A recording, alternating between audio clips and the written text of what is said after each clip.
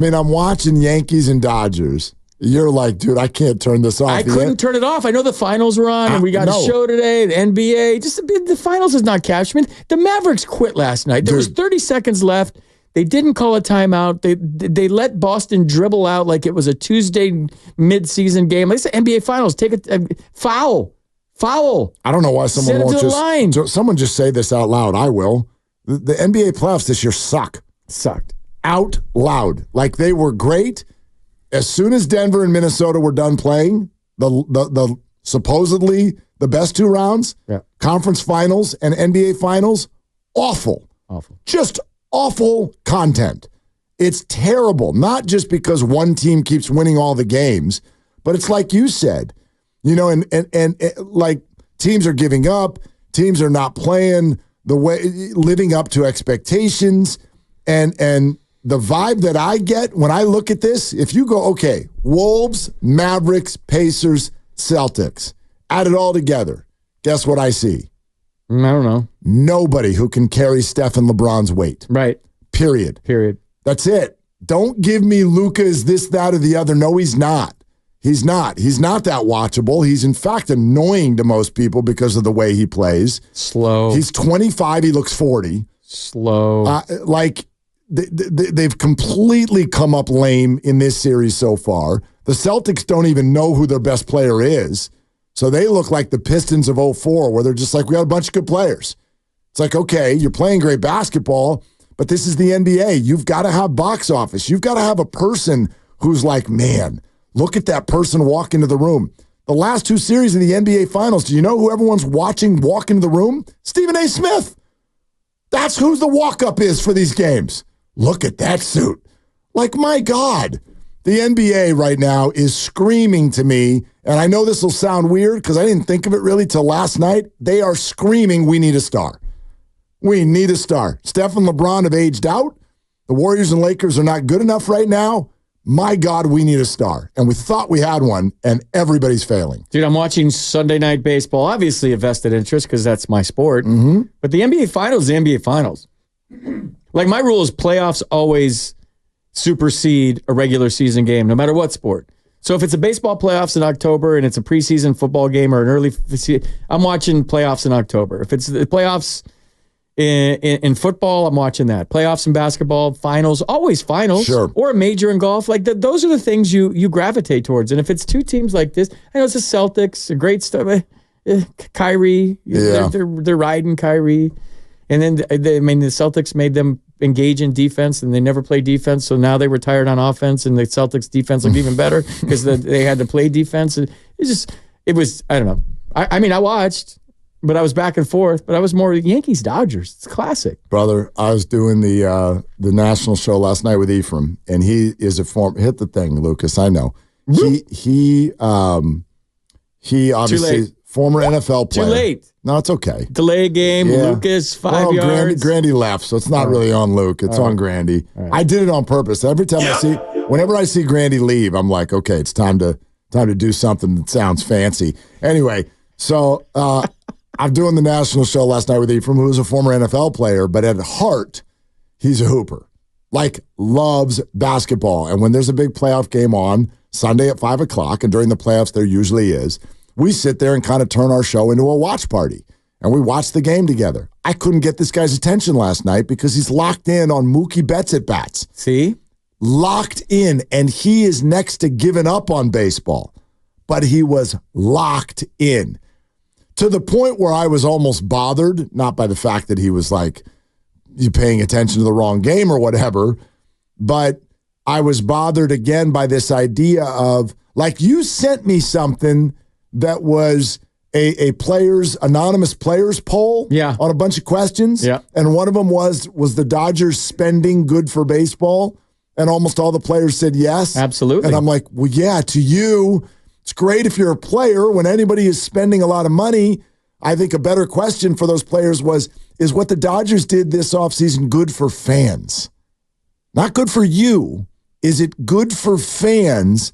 That I know it's fancy when these 2 teams play, but if let's say there are 8 players in baseball you really want to watch and 6 of them play for 2 teams, is that good?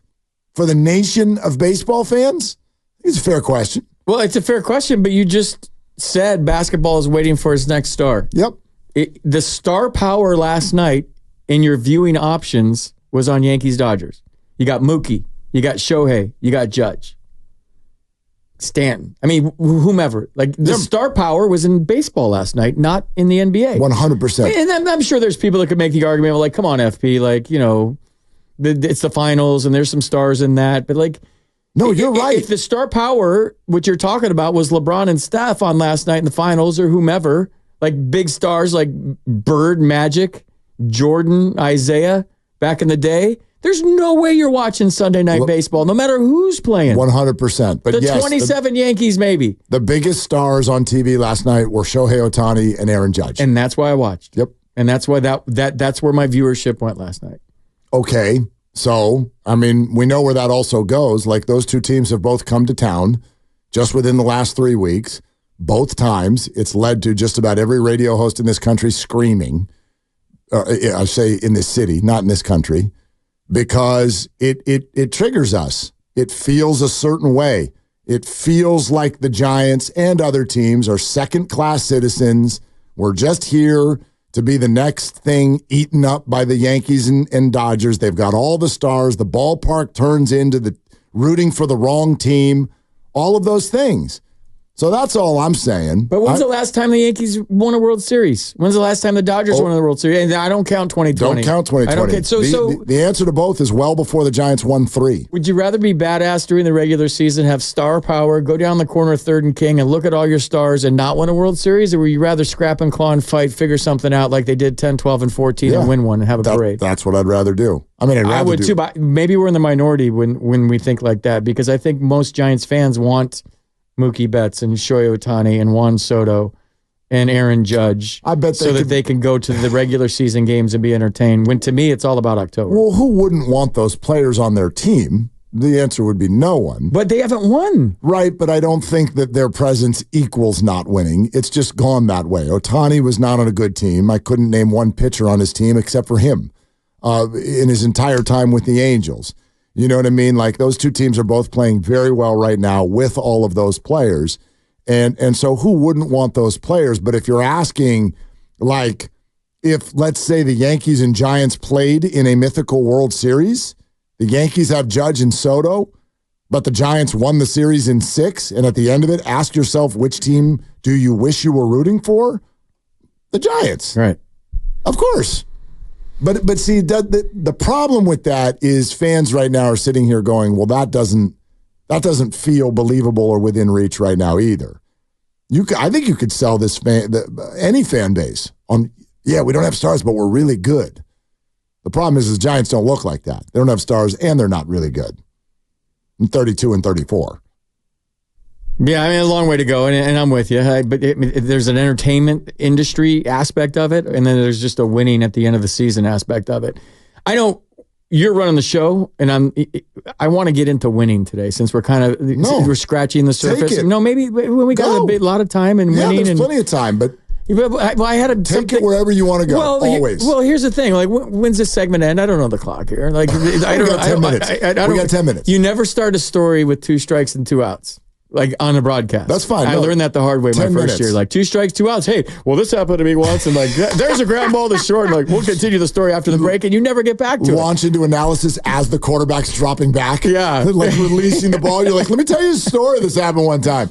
Anyway, 10 minutes. Well, yeah, talked about it. We can have a commercial in 10 minutes. Okay, good. I'll tease it. I'll tease it a little bit. Beautiful. Like, so like in the handoff thingy that you were tardy for today, and you can that you missed, but you had a family first. I had a great reason. Family first, always. Little kid did a great job on his. What was it again? His school performance, end of the year school performance. Yeah, it was called Gold Dust or Bust. What was his part? Gold miner? Well, yeah, like, gold in them heels. Dressed up in like checkered shirts and jeans, and they were singing about the gold rush. Sourdough Sam? 1849. Sourdough Sam making an appearance? a lot of like fist pumping, like downward fist pump, like, yar, like that. A lot of that going on. They did great. What was, oh man, and Rudolph the Red-Nosed Reindeer, the guy that threw the pickaxe up in the air. I'm drawing a blank. Whatever. Anyway, so ADD moment. No, but it struck me like, to the core this weekend, and I didn't think I would get emotional about this, but I talked about it that my friend won the Belmont this weekend.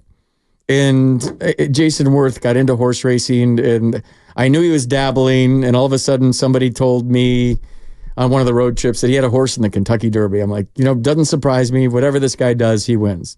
Won the World Series in 2008, turned a perennial loser in D.C. into a perennial winner by himself, came in and said, like, the food we're having here is terrible, and the travel's terrible. These hotels suck. And everyone's like, dude, you just signed a $170 million contract, and you're complaining about everything all the time. Everything he complained about, he knew what it took to win, and he was right. Like, we can't have this guy as our manager. We can't. Like, he kind of ran with Rizzo. He kind of ran the show. But it was perceived as like, what are you doing? So long story short is somebody tells me about the Derby, and I watched Dornick, his horse, had a tough ride, never had a seam coming around. He had a lot of horse left. He was just blocked off. Had a rough ride. But still, like, even just to be in the Kentucky Derby, they bought a horse for like $30,000 and they're in the Derby. So the Belmont's this weekend. I'm like, okay, check it out. See what J-Dub's horse is doing. And it wins. Mm-hmm. And so I'm watching the video of him, and just to see him get that emotional, like when he won the 2008 World Series, and just to be happy for him, it was an emotional moment for me. Like, I was holding back tears when I saw this, because this guy, we became real close over his whole contract in DC. Like, you're not supposed to get close with the players. You're supposed to separate yourself, media this, but we would go out and drink and have beers and talk about life all the time. Good for you. And he knew that I had his back on the air, that if I did call him out, it was because he deserved it. And I was fair to him when a lot of broadcasters aren't fair to players. So he let me in his little inner circle. And we became friends. We still text to this day, and we've been texting all weekend. But to see him do something that wild, there's Dornick right there as we talk on ESPN on PTI. Mm-hmm. To do something that random and that wild and to win got me like thinking deep about what it takes to win, and what it takes to win in life, in corporations, in sports, in whatever you do. What makes a winner? What constitutes a winner? We throw that term around so loosely all the time. Like, what is a winner? He's a winner. He's a winner. She's a winner. She's a winner. What does that mean? But to see a guy that won a World Series in baseball, have all the money in the world, retire, and then say, I'm going to try this horse racing thing, and then win, one of the legs of the Triple Crown, it got me thinking, like, he's a winner. And my text message to him was simple. I said, winners win, congratulations. And that's it. And that one text that I sent to him got me thinking all weekend, like it was in my head, like a hamster wheel. And I talked about this last week on the show, that I miss winning. I miss competing. Sometimes it's misdirected, like in an argument somewhere that doesn't deserve to happen, or a show with somebody, or in my personal life, because I miss competing. I miss looking the pitcher in the eye. I miss winning. I miss losing, if that makes any sense. And that crappy feeling when you lose. And so I've tinkered with getting back into coaching because I miss competing. I miss winning. But to see one of your friends try something random and to win, it got me thinking, like, what is a winner? Like, what does it take to be a winning person, or a CEO, a boss, an athlete? Well, what'd you come up with? Just that there's certain intangibles that they have that other people don't. And I think it's something you're born with. Okay. It's something about the energy that you have, and your desire and your drive and your passion for what you're doing, that nothing's going to get in your way. And sometimes you sacrifice a lot of things that should be important to you because you're so focused, and you're so the people. I was at a function this weekend with a lot of successful people, and we were kind of having this conversation. It's hard to be successful in life and be a winner without sacrificing. 100%. I mean, who I think of in sports, the greatest, the ones who we call the greatest winners of all time. Think about some of the things we know that were going on around them. Tiger Woods, Tom Brady, Michael Jordan, Kobe Bryant.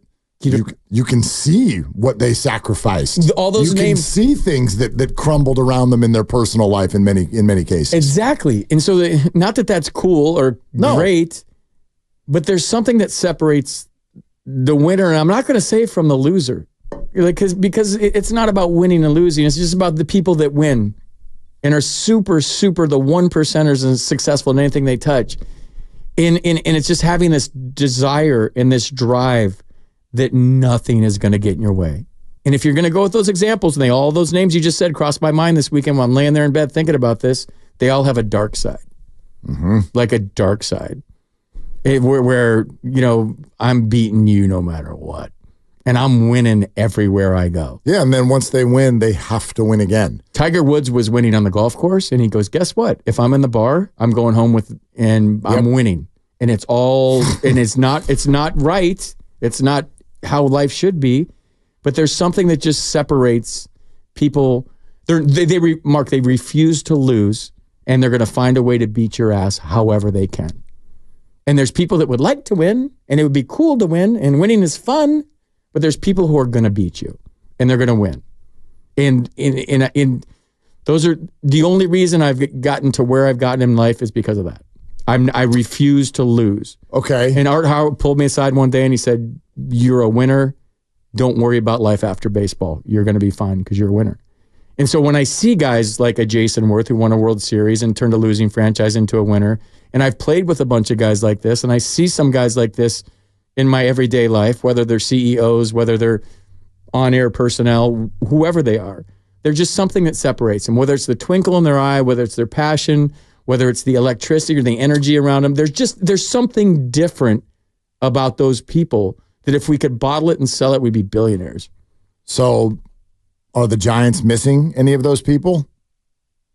Well, I think every team is missing those people. These people don't grow on trees. Do the Giants have any of these people? Yeah, they're third baseman for sure. Okay. For sure, they're third baseman and their manager. He hasn't won a World Series yet.